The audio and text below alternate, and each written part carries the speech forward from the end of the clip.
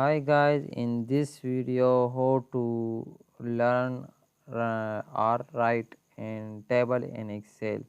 First we can write like this table or some text here like this, and so for two table and any of the table we can first write some number here, and then we can select this cell and write a formula like equal and select this cell, and then we can press F4, and then we can multiply sign star and then select this cell and then only enter, and then we can drag this up to 10 number.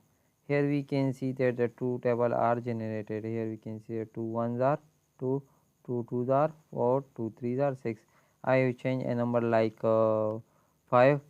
So here we can see that the 5 table are right here. 5 ones are 5, 5 twos are 10, 5 3 15. I have write one number also like 7.